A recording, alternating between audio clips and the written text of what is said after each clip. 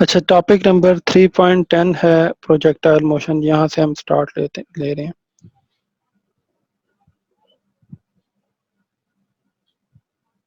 मैं बुक की ही वर्डिंग में एक्सप्लेन करता हूँ ताकि आपको याद रखना आसान हो।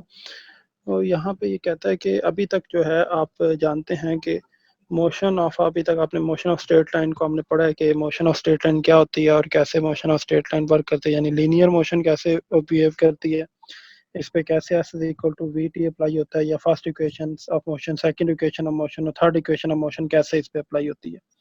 और इसमें टाइम अगर आइडेंटिफाई करना हो वो कब कैसे करेंगे, वी आई अगर आपने कैलकुलेट करना हो वो कैसे करेंगे, वी एफ कैसे कैलकुलेट करेंगे, ये सारी जो पैरामीटर हैं आपको पता है। अच्छा, लीनियर में ना सिर्फ हॉरिजेंटल मोशन आपको पता है बल्कि आपने ये भी पढ़ा vertically under the influence of gravity जो फोर्सेस होती हैं अपवर्ड एंड डाउनवर्ड, ये कैसे जो है आपने पढ़नी है, या कैसे आपके पास इसमें मतलब ये आप पढ़ चुके हैं ग्रेविटी के अंदर। आप सिर्फ ए जो है वो इज इक्वल टू जी हो जाता है फॉर वर्टिकल। ये अभी तक आपने स्टडी की हुई है ये चीज़, ठीक है। मैं first equation, second equation, third equation अभी लिख नहीं रहा हूँ क्योंकि अभी आगे जो है वो लिखी जाएगी। तो अब प्रोजेक्टाइल मोशन हमारे पास क्या चीज़ है। हमारे पास पहली एग्जांपल दे रहा है कि अगर आप किसी बॉल को थ्रो करते हैं किसी थोड़ी हाइट से, तो वो थोड़ी देर बाद जो है वो नीचे जाके अर्थ पे गिर जाती है। तो जो वो बॉल थोड़ी देर बाद जाके अर्थ पे गिर जाती है, ये at the same time forward भी मूव कर रही होती है और एट द सेम टाइम ये डाउनवर्ड भी मूव करती है। या इसको हम एक और तरह से ड्रा कर लेते हैं कि हमारे पास एक एक लोकेशन से, ग्राउंड से आपने बॉल फेंकी, जैसे उमूमन क्रिकेट मैचेस के दौरान जो आप एक पोजीशन से बॉल फेंकते हैं, तो वो जो है वो आहिस्ता आहिस्ता ऊपर जाती है और एक वक्त जाता है कि आगे जाके दूसरे पर्सन के पास जहाँ पे जिसको कैच आप कराना चाहते हैं उसके पास जो है वो गिरती है। तो ये जो मोशन होती है ये इस तरह कर्व में क्यों ये कर्व में क्यों ट्रांसफर होती है, ये इसकी पहले वजह समझ लें कि ये कर्व क्यों होती है। अगर तो ज़मीन उसको अपनी तरफ ना खींच रही होती, यानी ग्रेविटी उस बॉल के ऊपर मुसलसल वर्क ना कर रही होती, यानी ग्रेविटेशन फोर्स उस पर अप्लाई ना होती, तो तब क्या होता। तब ये होता कि अगर आप बॉल ज़मीन से फेंकते, वो कंटिन्यूअसली जो है स्ट्रेट लाइन में ट्रांसफ़र करती और वो मूव ना करती वापस। अब चूंकि आपके पास ग्रेविटी असरअंदाज हो रही है, तो ग्रेविटी ने क्या किया, जैसे ही बॉल थोड़ा सा आगे गई उसने थोड़ा सा अपना पाथ चेंज किया ड्यू टू डाउनवर्ड पुल। मजीद आगे गई, मजीद उसने जो है अपना पाथ चेंज कर लिया, मजीद आगे गई, फॉरवर्ड गई, मजीद पाथ चेंज, मजीद आगे जाते जाते ग्रेविटी उसको और इन्फ्लुएंस कर रही है, मजीद आगे जाते जाते ग्रेविटी उसको और डाउनवर्ड कर रही है, मजीद जाते जाते एक वक्त आता है कि वो अर्थ पे गिर जाती है। अब एक्सक्यूज मी यही सर। जो जी बच्चे। सर ये बात सुनिएगा, ये जो आपने बताया कि अगर ग्रेविटी ना होती तो ये जो बॉल हमने फेंकी है ये सीधा स्ट्रेट पाथ में आगे मूव करती जाती, तो उस जी केस में भी तो ये टू डायमेंशनल मोशन ही हुआ ना, कि मतलब हाइट भी हाँ, उसकी चेंज हो रही है, हाइट भी बढ़ रही है और उस एक्स एक्सिस केस के में अलोंग भी। उस केस में ये लीनियर मोशन थी। वजह यह है कि अगर हम एक्सिस ड्रा कर लें as a straight line axis, तो पॉइंट ए से पॉइंट बी की तरफ वो मूव करिए in a single line, in a single dimension. इसकी कोई डायमेंशन चेंज नहीं हो रही है, एक्स वाई जी में कोई चेंज नहीं आ रहा।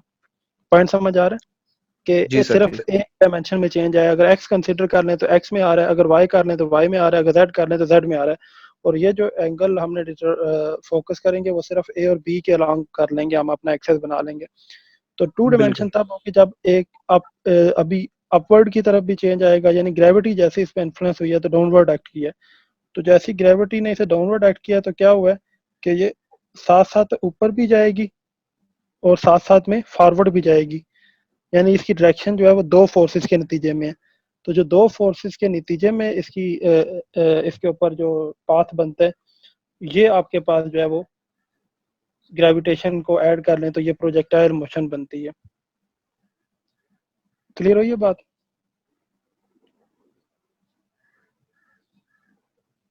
अच्छा, अगर लेट से आपके पास ग्रेविटी ना हो, कोई और फोर्स हो और वो ऑब्जेक्ट पे एट वन टाइम लगे, तो यहाँ से अगर आप एक चीज को स्ट्रेट फेंकेंगे, इधर से यूं कर लेते हैं हम थोड़ा सा तिरछा सा करके, और दूसरी फोर्स जो है वो इस तरफ लग रही हो वन टाइम, तो ये क्या होगा, इन दोनों के एवरेज करके यहाँ पे वेक्टर के मुताबिक जो है वो इस तरफ ये रिजल्टेंट जो है होगा। जबकि यहाँ पे आपके पास क्या होता है कि जो फोर्स आपने लगाई होती है जिससे वो फॉरवर्ड की तरफ मूव कर रही होती है, जो फोर्स आपने लगाई होती है जिससे वो आगे की तरफ जा रही होती है, वो आहिस्ता आहिस्ता जो है वो उसके अंदर स्टोर रहती है इलास्टिक की, यानी ज़्यादा पोटेंशियल एनर्जी स्टोर हो चुकी होती है, और आहिस्ता आहिस्ता वो जो है वो आगे की तरफ जा रही होती है। और आपके पास क्या होता है कि साथ में जो है ग्रेविटी उसे डाउनवर्ड पुल कर रही होती है और उसकी डायरेक्शन को चेंज कर रही होती है। ये आपके पास टोटल जो है फिनोमेना हो रहा होता है। अच्छा, इसकी दूसरी एग्जांपल देता है, सेकंड एग्जांपल इसकी देता है आपको कि एरो की, कि आपके पास ये तीर कमान है, उससे आप जब तीर कमान से जब आप फायर करते हैं तो क्या होता है कि आप तीर जो है वो जब फॉरवर्ड जाता है तो वो स्ट्रेट लाइन में नहीं जाता, वो थोड़ा सा बैंड होते जाता है, यानी वो एक जगह पे सीधा जाता है। और यही वजह होती है कि वो जो निशाना लगाने वाला है वो हमेशा सीधा निशाना नहीं लगाता, वो अगर यहाँ पे निशाना लगाएगा तो वो उसका निशाना जो है यहाँ पे लगने की बजाय यहाँ पे लगेगा, तो ये उसको अंदाजा होता है कि उसका निशाना किस जगह पे लग रहा है और क्या चेंजेस आ रही हैं। अच्छा चलो, अब ये प्रोजेक्टाइल की वजह तो समझ आ गई कि क्यों क्रिएट होती है प्रोजेक्टाइल, ठीक है। तो इससे आगे चलते हैं कि दो एग्जांपल भी हमने डिस्कस कर ली कि क्या होती हैं। तो यहाँ पे वो कहता है कि ये टू डायमेंशनल आपके पास होती है, इसकी डेफिनेशन आप यहाँ पे मार्क भी कर सकते हैं कि the type of motion is called projectile motion. से पहले पहले वो बता रहा है कि when a arrow is shot down from its bow, it initially gains height and travel horizontally, and after some time it starts falling down, keeping horizontal motion continuously simultaneously. This type of motion is called projectile motion. ठीक है। Thus in short, projectile motion is a two dimensional motion under the action of gravity. तो ये जो to dimensional motion है, 2D motion, और ये under the influence of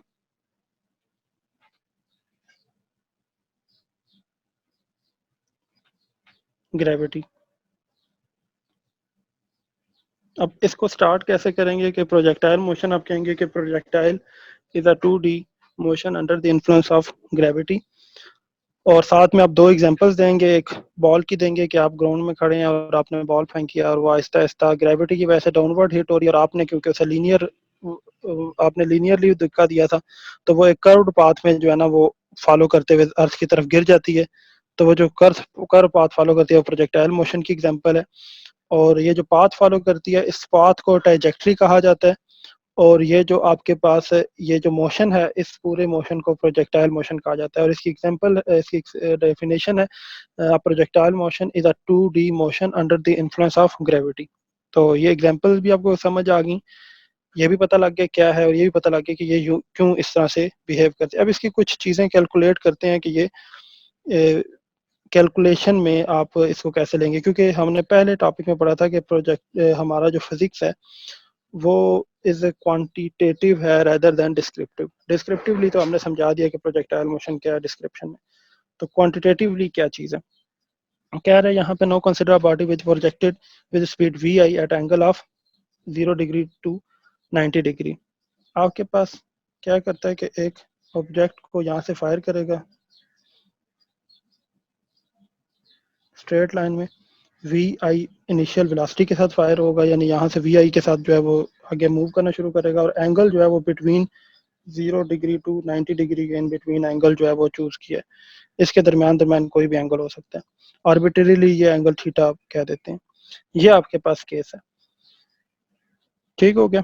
यहाँ पे फिगर 3.2 में दिया गया 3.20 भी, तो बुक में जो है ना आपके पास यहाँ पे कहते हैं कि फिगर मैंने बना दिया, वो आपको अब आप जेहन में रखने के लिए आपके फिगर है, तो इसको मैं ज़रा एलेबरेट करके अलहदा से भी बना देता हूँ कि ये आपके पास जो है ना वी आई से ऑब्जेक्ट फायर किया गया, ये एंगल थीटा है, और ये एक्स एक्सिस कह देते हैं, ऐसे वाई एक्सिस कह देते हैं।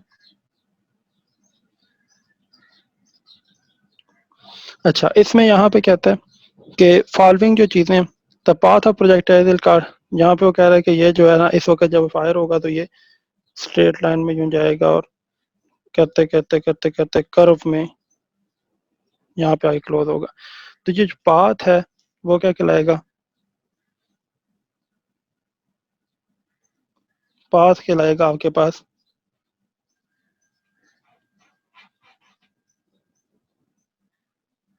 ट्रेजेक्ट्री, और आपके पास ये शेप जो है ये देख सकते हैं आप है बोले के, ठीक है। तो अब इसके कुछ करेक्टरिस्टिक्स होंगे जो कि 3 करेक्टरिस्टिक्स डिस्कस होंगे। तो करेक्टरिस्टिक्स नंबर 1, इसका करेक्टरिस्टिक 1 क्या होगा? जो हॉरिजेंटल कंपोनेंट है इसका, यानी ये वाला component horizontal component,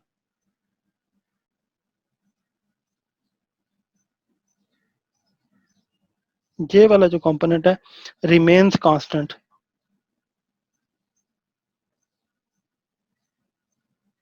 horizontal component जो है वो कांस्टेंट रहेगा। नंबर 2, अब सर हॉरिजेंटल रिमेन कांस्टेंट से क्या मुराद है? जी जी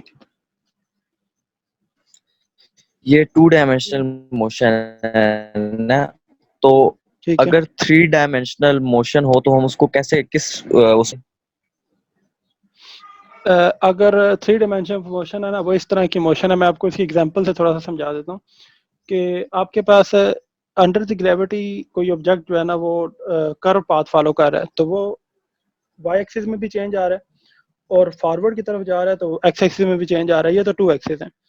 अगर आपके पास जो ऑब्जेक्ट है वो चार्ज पार्टिकल हो, यानी वो बहुत ज्यादा पॉजिटिव या नेगेटिव चार्ज हो, तो वो पॉजिटिव या नेगेटिव चार्ज हो और आपके इस किसी इस जेड की तरफ यानी कोई एंगल हो और उसकी तरफ जो है वो आपके पास मैग्नेट पड़ा हो काफी स्ट्रांग, तो वो फॉरवर्ड भी जाएगा, अपवर्ड एंड डाउनवर्ड भी मूव कर रहा होगा और लेफ्ट राइट भी मूव कर रहा होगा under the influence of magnetization. तो वो आपके पास 3D जो है ना वो उस वक्त हो जाएगी, 3 डायमेंशन मोशन हो जाएगी। अच्छा सर, बात सुनिएगा। जी यहाँ पे हमने कहा कि वेलोसिटी जो इसका एक्स कंपोनेंट है वो जी रहेगा कांस्टेंट, तो ये मतलब ऐसे ही है। हमने अज्यूम किया या कांस्टेंट ही रहता है? नहीं, ये रहता ही कांस्टेंट है इसमें, और क्यों रहता है ये अभी डिस्कस कर लेते हैं। मसाल ये कंफर्म है कि कांस्टेंट रहता है, और इसलिए जी रहता सर। है कि इस ऑब्जेक्ट ने जो वाई एक्सिस में मोशन अडॉप्ट करनी है ना under the influence of gravity, उसका एक्स एक्सिस में एक्स एक्सिस के साथ कोई ताल्लुक नहीं है, वो एक्स की मोशन को इन्फ्लुएंस नहीं करती है, चेंज नहीं करती। मिसाल के तौर पे इसको जरा इस तरह बनाओ, आप किसी क्लोज गाड़ी में हो, उस गाड़ी के अंदर आप बैठे हुए हो और आप अपने हाथ में कोई घड़ी है या कोई चाबियां जो आपके हाथ में थी और आपने उससे बैठ के खेलना शुरू कर दिया, ठीक है।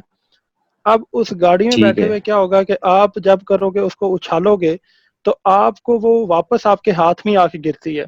बार बार आप उछालोगे, बार बार आप खेल रहे हो, वो हाथों में आके गिर रही है, ठीक है। तो ये आपका गाड़ी के अंदर रहते हुए इसका वाई कंपोनेंट जो है वो उसमें मोशन मूवमेंट आ रही है, आपको नहीं पता लग रहा कि उसमें कोई चेंज आ रहा है। लेकिन आप अगर जरा नोटिस करो तो क्या हो रहा है कि गाड़ी आगे की तरफ मूव कर रही है, तो गाड़ी जैसी आगे की तरफ मूव कर रही है तो थोड़े टाइम के बाद क्या हो रहा है, गाड़ी यहाँ पे चली जाती है जब वो एयर में जाता है।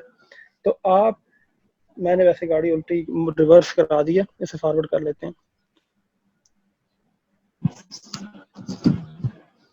गाड़ी आगे की तरफ मूव कर रही है, तो जब गाड़ी आगे की तरफ मूव कर रही है तो फॉरवर्ड की तरफ मूव कर रही है गाड़ी, तो अब क्या होगा कि आपकी ये चेयर थोड़ी टाइम के बाद असल में तो यहाँ पे पहुंच चुकी होगी, ठीक है। तो ये जब आपने उछाला था उस टाइम पे यहाँ से ये इसने ये असल मोशन फॉलो की है, यानी अपवर्ड भी गया है और डाउनवर्ड भी आपके हाथ में आके गिरा है, ठीक है। लेकिन आपको ऐसे लगेगा कि सिर्फ यहाँ पर डाउन हुआ है, यानी एट द सेम टाइम वो फॉरवर्ड भी गया, वो फॉरवर्ड की स्पीड से गया है with the speed of the car या बस कह लो, ठीक हो गया। स्पीड ऑफ बस के जी। साथ वो फॉरवर्ड की तरफ मूव किया और उस वक्त उसने कर्व पाथ फॉलो किया, लेकिन अप एंड डाउन वो किस स्पीड से मूव करके आया आपके पास, जो आप उसे प्रोवाइड कर रहे थे, जिससे आप उसे उछाल रहे थे।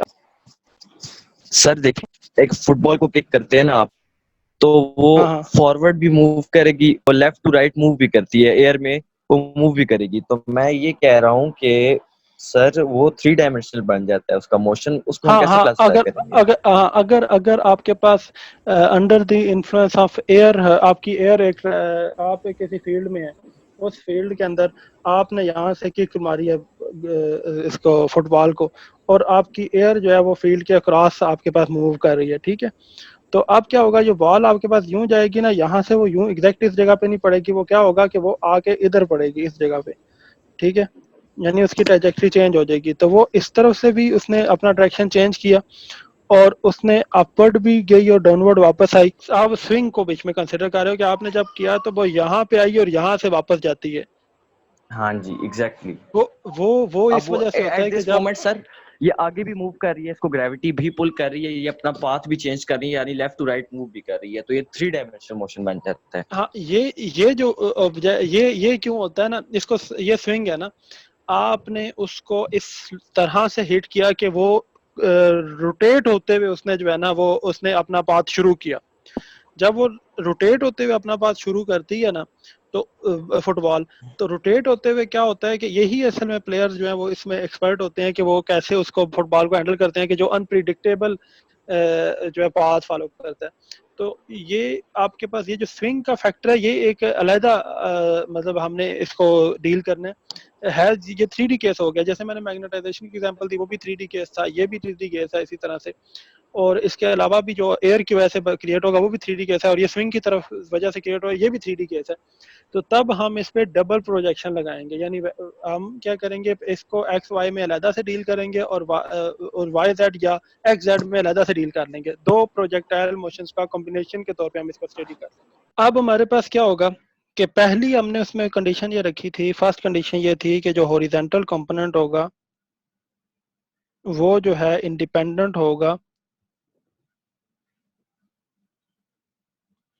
वो इंडिपेंडेंट होगा या उसकी जो वेलोसिटी है वो क्या होगी, कांस्टेंट होगी। ठीक है, v is equal to constant कर लेते हैं।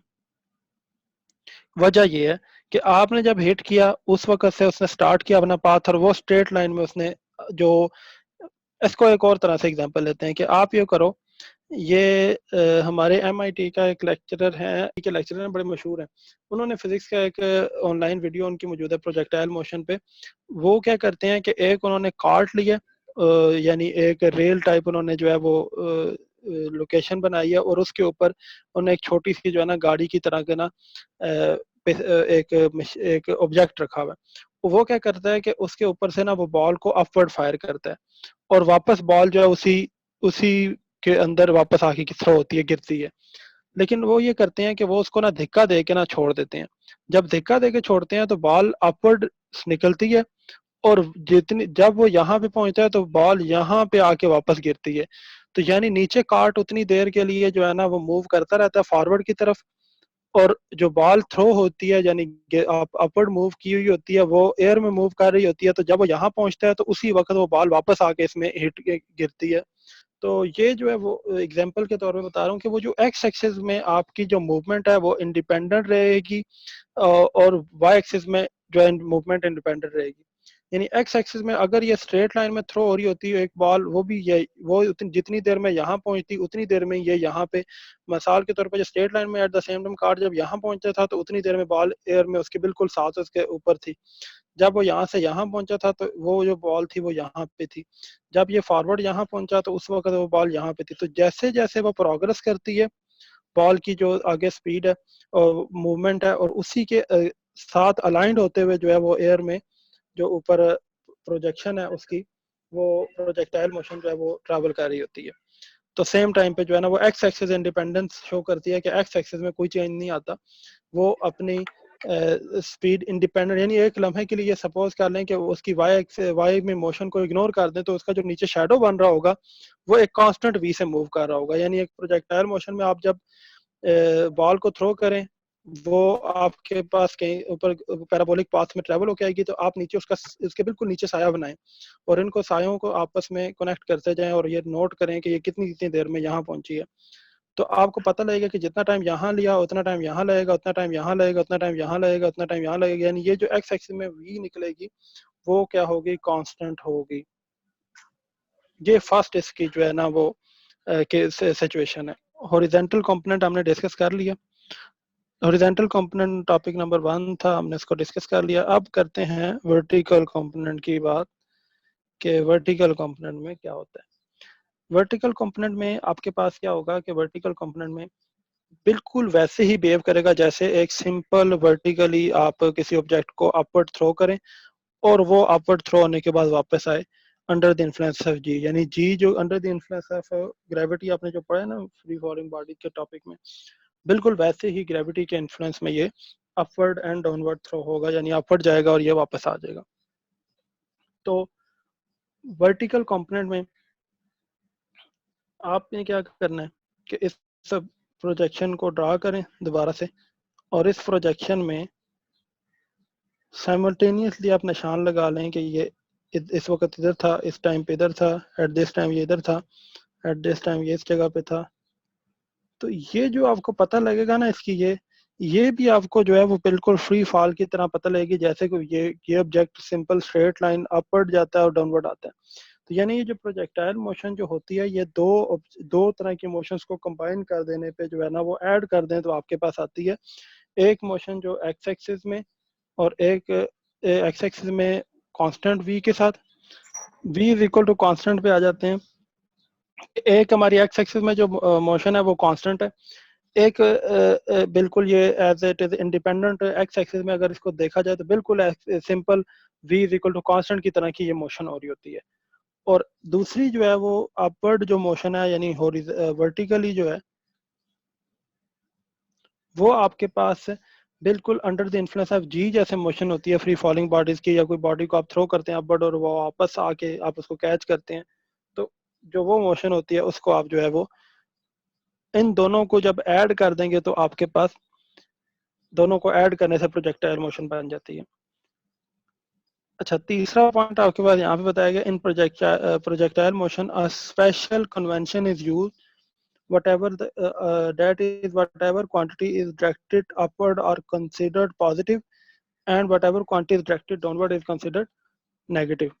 यानी इसमें क्वांटिटी कंसिडर की एक थर्ड जो ऑब्जेक्ट चीज आपने याद रखनी है वो ये है कि अगर अपवर्ड है तो आप इसको कहेंगे कि directed, therefore acceleration in projection is equal to negative g along negative g and that is along y axis। यानी अपवर्ड जा रहा है तो वो पॉजिटिव मूव कर रहा है, नेगेटिव जा रहा है तो वो नेगेटिव मूव कर रहा है। तो इसका मतलब है कि ग्रेविटी जो है वो नेगेटिव जी की तरह एक्ट करती है। ये पॉजिटिव तरह से यहाँ से हटा लेते हैं।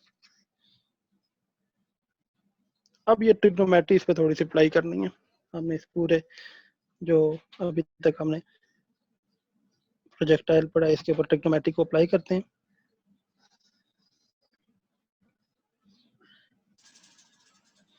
ये स्टार्ट पॉइंट था, इसको हमने वी आई कहा था, और ये इस तरह से, तो स्टार्ट पॉइंट से हम जो है इसको लिख लेते हैं, थोड़ा सा इसको ज़रा अच्छा सा बना लेते हैं।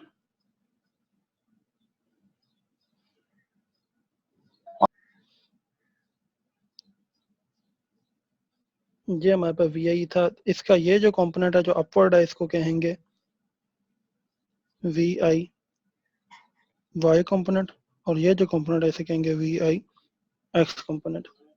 और इसको साइन थीटा और कॉस थीटा में लिखें तो साइन थीटा किसके बराबर होता है, साइन थीटा जो है वो परपेंडिकुलर हाइपोटेन्यूज के होता है। साइन थीटा में जो अगर हम वैल्यू सपोर्ट करें तो परपेंडिकुलर में क्या है, वी आई वाई कंपोनेंट है, और ये जो एक्स कंपोनेंट है ये वी आई है। तो इस हिसाब से वी आई, या इसको डायरेक्ट थोड़ा सा लिख लेते हैं, V I Y is equal to V आई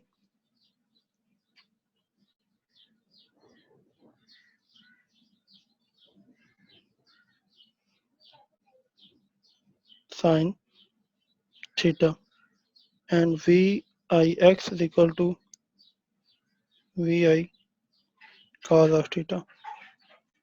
ये दो जो है वो हमें ट्रिग्नोमेट्रिक रिलेशनशिप्स हैं यहाँ पे डेवलप हो जाते हैं। इसके बाद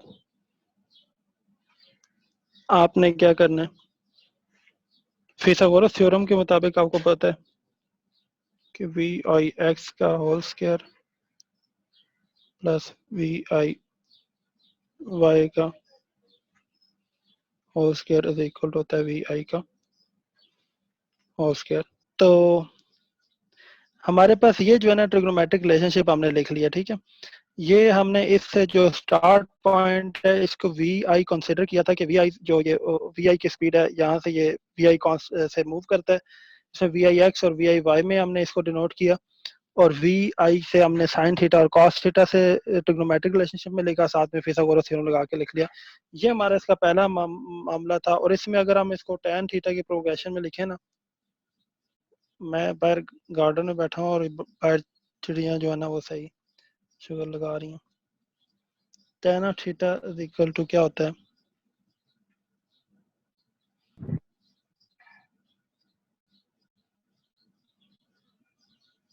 तो ये आपके पास है, इसमें परपेंडिकुलर वी आई वाई है और वी आई एक्स है। ये आपके पास जो है ना टोटल सिचुएशन है। और एक और यहाँ पे चीज देख लें, वी आई जो एक्स है वो इज इक्वल टू ये वी एफ ऑफ एक्स के, बिकॉज क्यों इक्वल है कि हमें पता है वेलोसिटी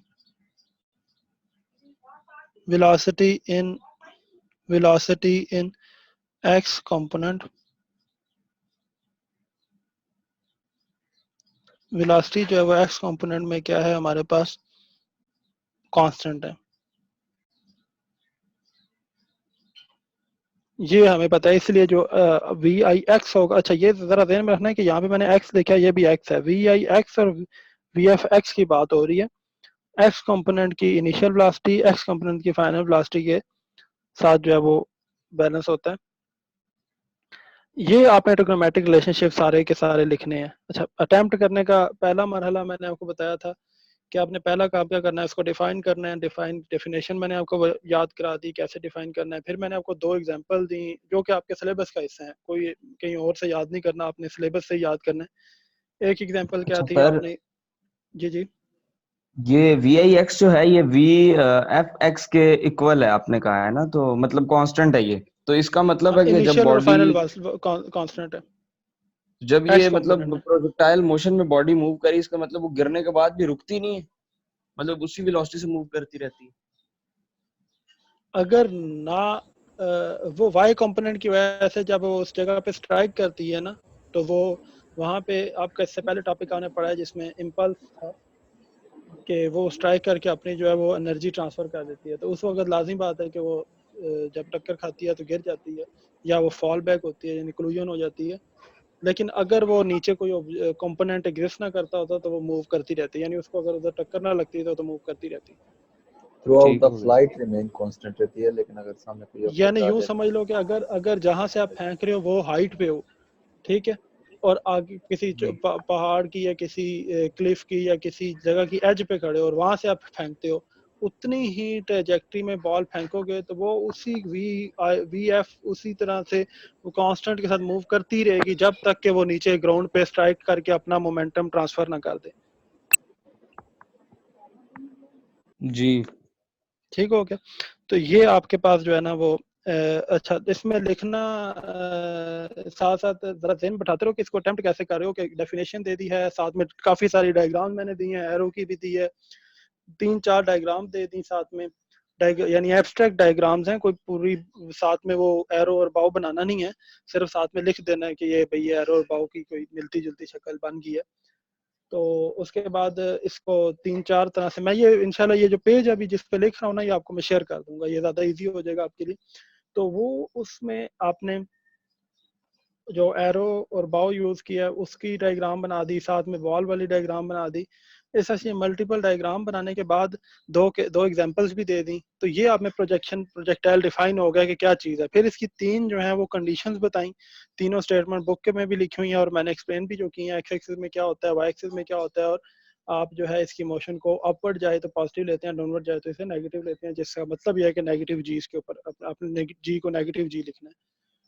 और इसके बाद आपके पास ये जो ट्रिग्नोमेट्रिक क्वांटिटीज है ये आप हल करेंगे, तो इसके बाद ये पहला जो पोर्शन है इसका प्रोजेक्टाइल मोशन का हल हो जाएगा। इसके बाद आता है topic height of the projectile. अब आपने डिफाइन करना है कि एक प्रोजेक्टाइल टोटल कितनी हाइट पे जाएगी।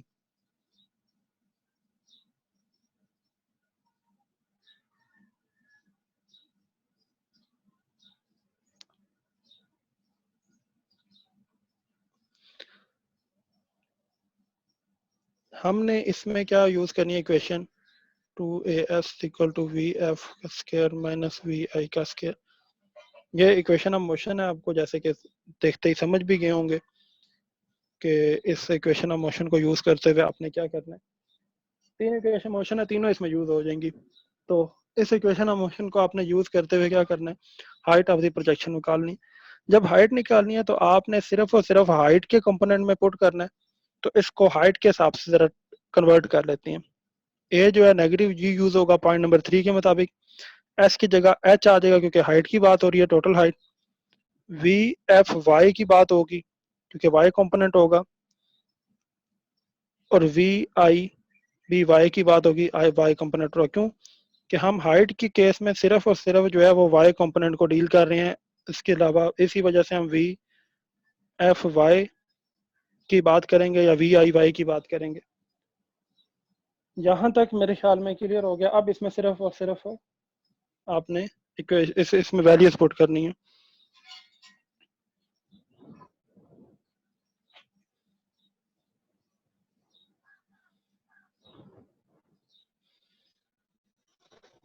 सर ये कैसे पता कि थर्ड इक्वेशन ऑफ मोशन ही लगानी है? रट्टा मारो इसको। वैसे इसका थर्ड इक्वेशन ऑफ मोशन कहाँ कहाँ पे यूज की जाती है, इसके लिए एक मेथड यूज होता था कि आपने एक टेबल बनाते थे इनके न्यूमेरिकल हल करने के लिए। ये अलग से आपको मैं सॉल्व करा दूंगा कि आपने अभी इसके इस टॉपिक के एंड पे टाइम बचता है तो मैं वो टेबल पूरा बना के बता देता हूँ कि कहाँ कहाँ पे क्या लगती है। ये बस फॉर जर्नल, यानी कहीं पे भी कोई भी न्यूमेरिकल आया तो वहाँ फर्स्ट लगेगी, सेकंड लगेगी, थर्ड लगेगी, उसका एक टेबल बनता है जिसमें आपने लिखा हुआ होता है V I V F A S और टी। तो उसमें से जी दो कंपोनेंट मिसिंग होते हैं तो वो आपने नोट कर लेना होता है कि ये कंपोनेंट मिस होगा तो ये लगाते हैं। तो आपने एच मालूम करना है तो एस आपके पास, वी आई और वी एफ आपको पता है, तो आपने इसमें टाइम आपको नहीं पता इस वक्त, तो आपने टाइम के एस बगैर या वाली एच क्वेश्चन तो लगानी। जी एस या एच जो है वो सेकंड इक्वेशन ऑफ मोशन से भी तो निकल आता है। S is equal to VIT plus 1/2AT T square। T कहाँ से लाओगे? देखो इसमें वी आई और वी एफ आपको पता है जीरो हो जाएगी, हाइट पे टाइम जाना है हमें तो वी पता एफ नहीं तो होगा, जीरो है। हम अगर एक मिनट जरा गौर स्टॉप करो वॉच से डाटा हम पे। हाँ फिर मालूम कर सकते हो, लेकिन फार्मूला बनाने के लिए इजी आप ऑप्शन किया है कि आपको पता है कि ए जो है वो नेगेटिव जी के बराबर है, एस एच है, और वी एफ एक्स जो है वो वाई जो है वो तो जीरो होगी, तो वी आई वाई पता हो तो आपको पता लग जाएगी टोटल। सिर्फ वैल्यू पता हो तो पता लग जाएगी। जी सही हो गया। अच्छा इसमें लिख लेते हैं इसको, two negative G H is equal to V F Y का square minus V I Y का स्क्वायर। तो इसको ज़रा सॉल्व कर लेते हैं। टू नेगेटिव जी जो है वो इधर आके मल्टीप्लाई कर लेते हैं, डिवाइड कर देते हैं।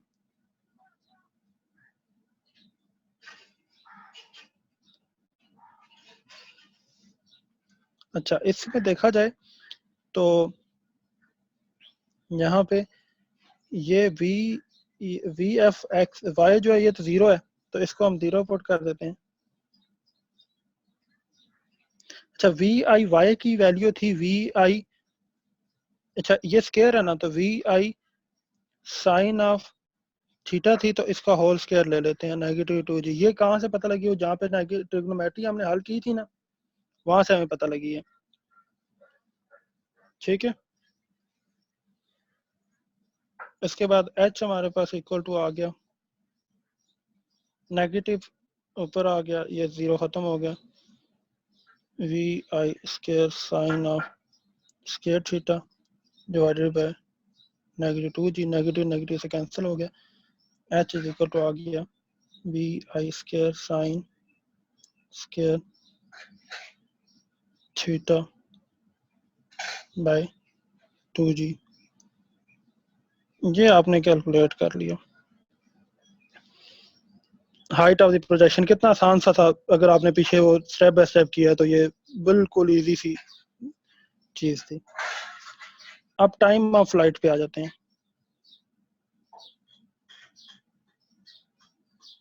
टाइम ऑफ फ्लाइट टी कैसे मालूम करेंगे? टाइम ऑफ फ्लाइट कैसे मालूम करना है? अच्छा इसके साथ थोड़ी सी लाइन लिख सकते हैं। पहले अपने हाइट में लिख दिया कि in order to determine the maximum height, the projectile at वो यूज द फॉलोइंग इक्वेशन, और आगे ये कुछ कर देते हैं। वहाँ पे आप बता सकते हैं कि a is equal to A Y है, और जो कि इक्वल है नेगेटिव जी के, s is equal to H है।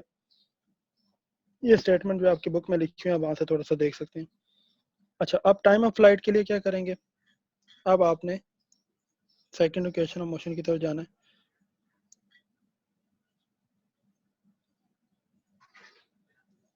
ये लिख लें।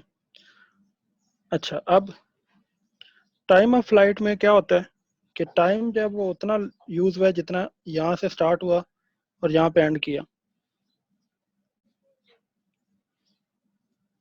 ठीक है। तो या यहाँ से स्टार्ट किया, हाइट पे गया और वापस आया, दोनों टाइम जो है वो इक्वल होंगे, ठीक है। तो ये यूज कर लेते हैं जरा। जहाँ पर आपके पास क्या है, अलॉन्ग वाई एक्सिस अगर कैलकुलेट कर लेते हैं इसको, time of flight G height पे गया और वापस आया, तो इस वक्त क्या हो जाएगा आपके पास, एस इज इक्वल टू 0 हो जाएगा, क्योंकि डिस्टेंस मिला के वहां पे गया और वापस आ गया, तो 0 डिस्टेंस कवर किया। वी आई जो है वो किसके बराबर हो जाएगा, वी आई वाई के बराबर हो जाएगा इनिशियल जो है, और V I sine of theta के इक्वल हो जाएगा। टी जो है वो कैपिटल टी के इक्वल हो जाएगा, यानी टोटल टाइम ऑफ फ्लाइट है, और ए जो है वो नेगेटिव जी के इक्वल हो जाएगा।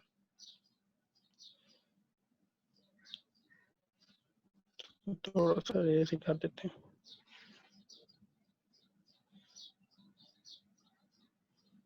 नोट करते हैं,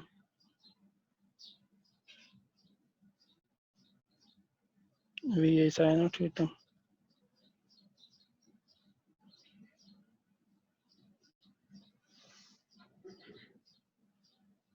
अब यहाँ पे तो कोई कंफ्यूजन नहीं है ना, V I sine of theta कैसे पुट की है, वी आई एक्स की जो वी आई वाई की जो वैल्यू थी उसको हमने पुट कर दिया, सिंपल। और बाकी टी की जगह कैपिटल टी पुट कर दिया, सिर्फ हमने इसको आइडेंटिफाई करने के लिए। और जी की जगह नेगेटिव जी पुट होता है, ए की जगह नेगेटिव जी पुट किया। तो यहाँ पर हम इसको टी को इधर से इधर मूव कर लेंगे, इधर से इस तरफ लाएंगे, वो नेगेटिव हो जाएगा, ये वाला नेगेटिव दोनों तरफ से कैंसिल हो जाएगा, पॉजिटिव हो जाएगा।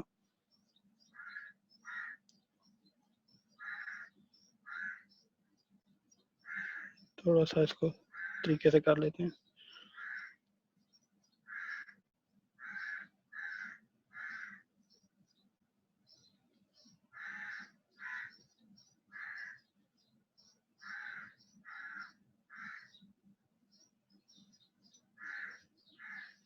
नेगेटिव नेगेटिव से कैंसिल हो गया।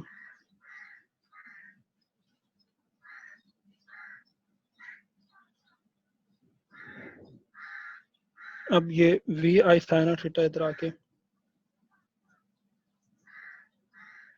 मल्टीप्लाई कराते हैं, इधर क्या करते हैं, टी को टी से कैंसिल कर देते हैं, और 2 इधर आके मल्टीप्लाई कर देते हैं, 2vi साइन ऑफ थीटा, और जी इधर आके डिवाइड कर देते हैं, ये टी रह जाएगा, रीअरेंज कर लेते हैं, T is equal to 2vi sine of theta divided by G. ये हमारे पास दूसरी कैलकुलेशन भी हो गई, और ये हमारे पास है किसकी, टाइम की। अब सर बात अच्छा, सुनिएगा, ये जी जी टाइम के लिए हम पहली इक्वेशन ऑफ मोशन यूज कर सकते हैं, और पहली यूज करना ज्यादा आसान भी है, क्योंकि यहाँ पे अब टी स्क्वायर भी है, टी भी है, और वहां पे क्योंकि नहीं, अब यहाँ पे तो उस तरह का भी मसला नहीं, क्योंकि हमारे पास जी भी है, वी एफ भी है, अच्छा पहली एक्सेलरेशन की इक्वेशन वैल्यू में, भी है, अच्छा चलो वी एफ एक भी है, वी वैसे, आई भी है।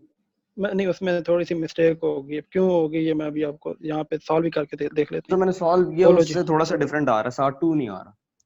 हाँ जी, तो सर ये जो दूसरी इक्वेशन मोशन से टाइम की वैल्यू निकाली, इस पूरी वैल्यू को 2 से मल्टीप्लाई करना है, जो फर्स्ट इक्वेशन से निकालेंगे उसको 2 से मल्टीप्लाई करना है। नहीं नहीं, इस इक्वेशन को हमने ये बताना है कि अगर हमारे पास ये जो टाइम गिवन है, ये वो टाइम गिवन है जिस दौरान इसने ये हाइट पर गया, और यानी यहाँ पे देखो ना आपके पास लिखा हुआ है T time is the time of summit time to the reach the highest point, यानी एक दफा जो टाइम आपके हाईएस्ट पॉइंट पे पहुंचा, ये टी प्राइम वो टाइम है।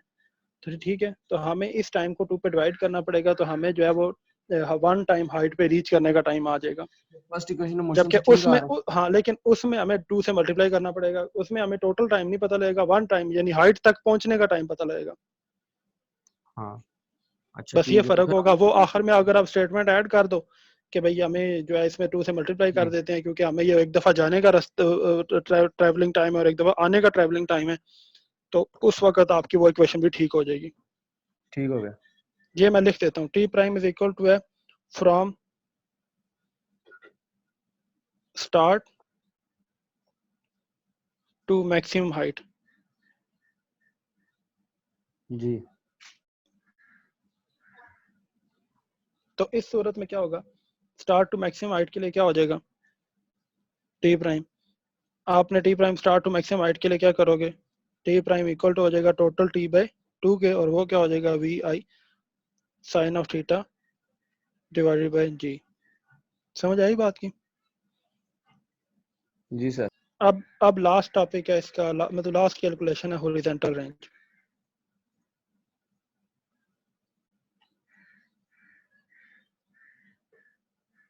हॉरिजॉन्टल रेंज आर, हमें ये simple S is equal to V T हमने फार्मूला लगाना है, क्योंकि V T S is equal to V T क्यों लगाया है कि ये हमारे पास क्या है, इवन दो कि ये पैराबोलिक पाथ है, लेकिन एक्स एक्सिस में तो ये वी कांस्टेंट है ना। जी बिल्कुल सर, जहाँ बिल्कुल। वी कांस्टेंट होती है वो उसमें हम जो है ना वो S is equal to V T लगा सकते हैं। कांस्टेंट नहीं होगी तो वी आई वी एफ लगेगा, ठीक है। जहाँ पे कांस्टेंट होती है वहां पे S is equal to V T लग जाता है, तो इसलिए S is equal to V T का फार्मूला यूज करेंगे। अब v में x कंपोनेंट यूज करेंगे, क्योंकि ये सारा v जो है हमारे पास कौन सा है, x कंपोनेंट वाला v है यहाँ पर।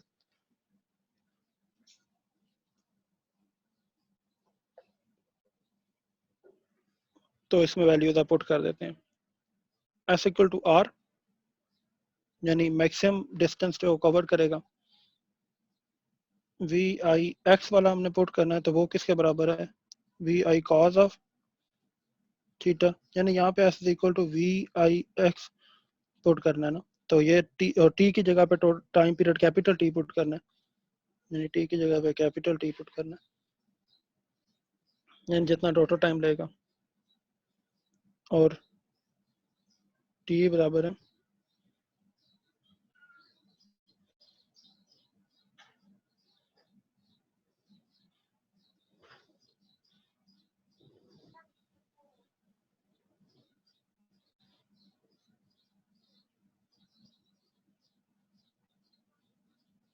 ये टी हमने अभी मालूम किया ना, ये वही वाली वैल्यू पुट कर रहे हैं हम, ठीक है। तो r इज इक्वल टू हो जाएगा V I cos of theta multiply by 2 V I sine of theta divided by G. तो ये इक्वल टू हो जाएगा 2 V I square sine of theta cos of theta divided by G. यानी ये 2 इधर आ गया, वी आई दोनों जो है वो स्क्वायर हो गए, cos theta sine theta combine हो गया, ठीक है। ऐसे पेज भी एंड हो गया, थोड़ा छोटा करके पेज को सेटल करते हैं जी। अब हमें पता है कि मैथमेटिकली ट्रिग्नोमेट्रिकली क्या होता है कि as two sine of theta cos of theta equal to होता है साइन ऑफ 2 थीटा के। तो क्या हो जाएगा, r इज इक्वल टू हो जाएगा, इस चीज़ को अप्लाई करेंगे, V I sine of 2 theta divided by G. तो ये आपके पास जो है वो यही का स्क्वायर है सर। रेंज भी, यही का स्क्वायर सर। हाँ वी आई स्क्वायर था, सॉरी, ये आपके पास जो है वो टोटल जो फाइंड होगी, ठीक है। अच्छा, ये आपके पास जो है, ये मैं पेज भी आपको शेयर कर दूंगा। यहाँ तक जो है ना अभी इसको, इसकी जो कंक्लूजन है ये बाद में कर लेंगे, या ये आप देखेंगे तो 90 डिग्री पे ये जो है वो कितना होता है, 40 डिग्री पे कितना होता है, 50 डिग्री पे कितना होता है, ये चीज़ें जो है ना डिस्कस आपको अंदाजा हो जाएगा ये इस पे। बल्कि छोटी सी असाइनमेंट कर लें आप, इन इक्वेशंस में आपने क्या करना है, मैक्सिमम रेंज के लिए ना इस आर के फार्मूले में आपने क्या करना है, थीटा 20, उसके बाद 30, 45, 60 एंड 70 पुट करके ज़रा चेक करें कि क्या क्या रेंज आती है। उसके बाद फिर जो है ना इस पे कंक्लूजन जो है ना थोड़ी सी डिस्कस कर लेंगे नेक्स्ट टाइम। 20, 30, 45, 60 और 70 ये एंगल ज़रा पुट करके रेंज की वैल्यू मालूम करें। वी आई कोई भी आर्बिट्रेरी रख लें, वी आई जो है ना मैं आपको डिफाइन करता हूँ, वी आई जो है आप 1 रख लें सिंपल, और G10 रख लें।